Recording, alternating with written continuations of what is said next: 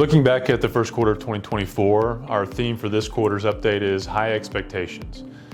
And I think that summarizes capital market environment and the progress the capital markets have made over the first quarter of 2024. The S&P 500 returned 10.5% on the back of a stronger economy with the expectations of rate cuts. The paradox of expectations, however, is trying to answer a simple question, which is, are expectations good or bad? Too high expectations can lead to disappointment, while too low of expectations can lead to unrealized potential. And that's what investors have to wrestle with as we enter the remainder of 2024 with regards to rate cuts, to economic health and stability, to asset valuations and forward-looking returns. And that's what our team looks to focus on for this quarterly update. Today's market expectations are relatively robust.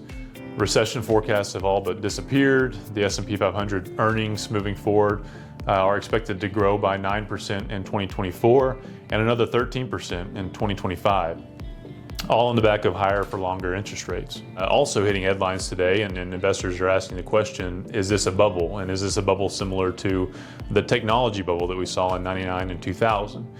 Valuations are certainly expanded today. Multiples have certainly widened out from a valuation standpoint, but there are stark differences between 2000 and that environment versus today.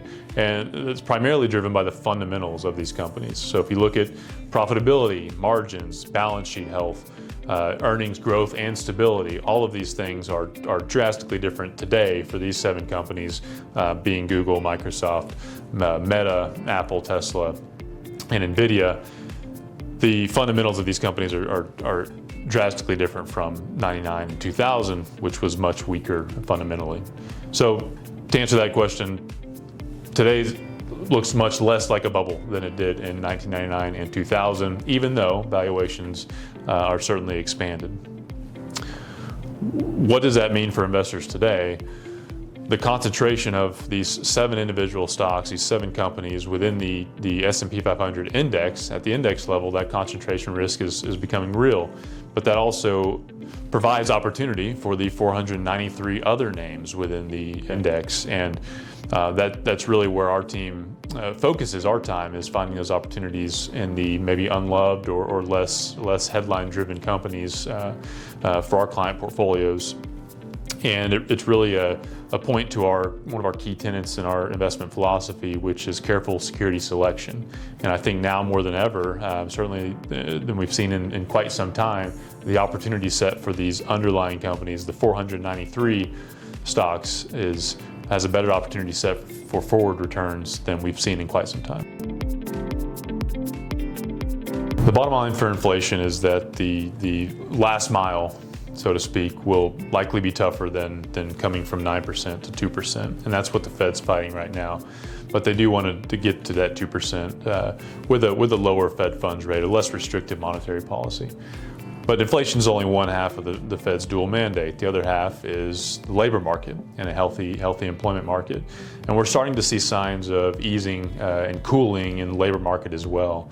The quit rate is down. Number of quits are down for employees who, over the past 2 years, have left an employer to go to another one, generally for a better opportunity, a higher wage, for example. And higher wages can lead to higher spending, which can lead to further inflation. And so the Fed wants to cool the labor market without driving unemployment rate significantly higher, ultimately leading to a recession. And so far, that's been the case.